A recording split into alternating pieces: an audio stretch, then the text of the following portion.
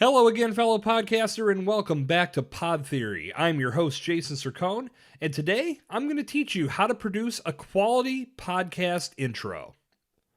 Now, your podcast intro is your first point of connection with your listener. It's what I like to call your Cheers moment.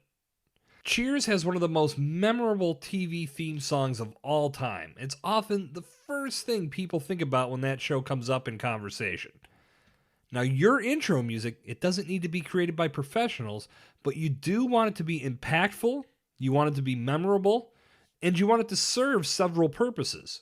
If you do it right, people are going to have your intro stuck in their head, just like the Cheers theme, just like the Friends theme, etc., etc. To get started, the first step you want to take is to choose your theme music. If you need help finding music, jump back to episode 36 of Pod Theory where I shared some websites on where you can get killer, legal, high-quality music for your show. And, as I mentioned in that episode, do not, under any circumstances, use copyrighted music for your podcast intro or anywhere else in your podcast production. Not even a variation of a copyrighted song. It's just not worth it. And it's also not original. You don't want to debut your podcast looking like a carbon copy and having listeners say, hey, I remember that theme music from Chips. Or some current TV show. Anyway, your music should fit the mood and tone of your podcast. I've told the story on here before about the original music that I had picked out for Pod Theory. The more I listened to it, it just didn't fit the vibe of what this show is all about. A metal track, which is what I had picked out, didn't exactly sync up with a show dedicated to providing insights, commentary, strategy, and inspiration about podcasting. So I pivoted, and I landed on the music you heard when you hit the play button for this episode. As you make a decision on the music you want to use on your podcast, be sure to find something that fits the vibe of your show, fits the tone, and make sure that it's just an instrumental track. You don't want to have vocals interfering with your voiceover, which leads us into step 2, which is developing your podcast intro script. Now, this is where you're going to introduce yourself to your listener. You're going to give them the name of your podcast once again, and you're going to let people know what they're going to get as they keep listening to your show. You want to keep your intro short and to the point. Shoot for around 20 to 30 seconds at a max. You want your intro to have an impact, but you don't want it to be so long that people get bored with it, because eventually they're just going to get to a point where they're wondering when the hell your show is going to start. Your intro is like meeting someone in person for the first time. It's a very big possibility that they have no idea who you are. So in 1 to 2 sentences, you want to let them know who you are and why the content on your show should matter to them.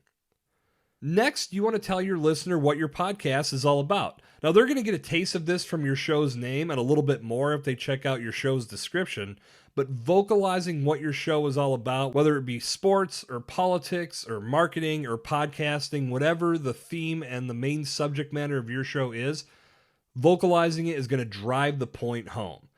Don't ever overestimate what your listener may or may not have learned about you up to this point. Give them a clear statement about what your podcast is all about so they know going in what they're about to embark upon. Next, let your listener know what's in it for them. And this is big. What are they going to gain from listening to your podcast? Will they get mindset tactics, how to make a better podcast?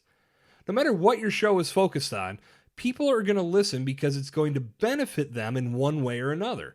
You can increase the likelihood of your listeners staying locked into your podcast within the first 30 seconds of them hitting the play button if they find out what they're going to gain.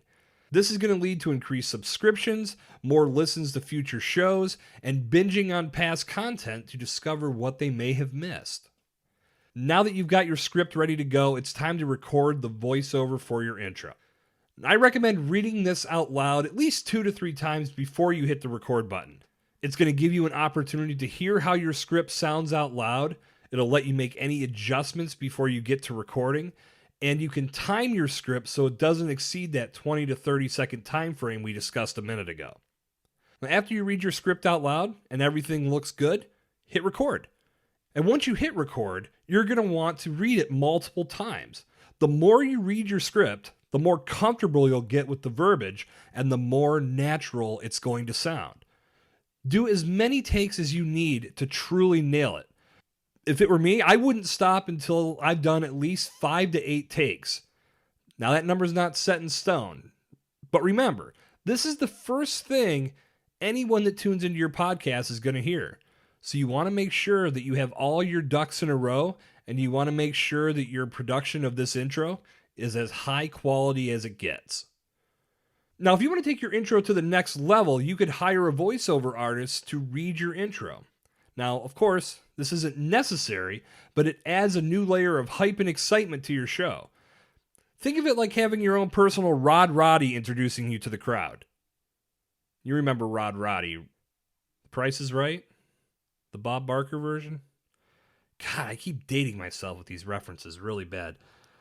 Anyway, you can find voiceover artists all over the internet. Or, if you like the sound of my voice and would like me to introduce your show, I think we could work something out. Once you have your voiceover complete, mix it with the music that you chose, and boom, you've got yourself a podcast intro. One thing you want to make sure of is that your music does not drown out your voiceover. Be sure to bring down the volume of your music to a very low point, as much as negative 25 decibels. Remember, that music is just a complement in the background. Your voice and the message in your intro is what's important. Make sure that's what stands out. When your intro is complete, you'll be able to use it on all episodes going forward. So save that file and plug it in at the beginning of each episode you produce. Before you make your intro or even your introduction episode or your trailer or your launch episodes public, test out the sound on multiple devices so you get an idea of what your listener is going to experience. Check it out on your phone speakers, on earbuds, in the car, on your Alexa speakers around the house, on any Bluetooth speaker that you may use. Basically, you want to test your sound quality anywhere that a listener may consume your podcast. So there you have it. A quality intro is the first impression that you're making from an audio standpoint with your listener. So put your best foot forward and follow these tips to put together the best podcast intro you can. And that's going to wrap up this session of Pod Theory. If you like what you heard today, please take a minute to find me on Twitter at Jason Cercone and share your podcast with me. I'd love to hear your intro and everything else you're up to as well. Good talk. I'll see you back here tomorrow. This has been Jason Cercone on Pod Theory.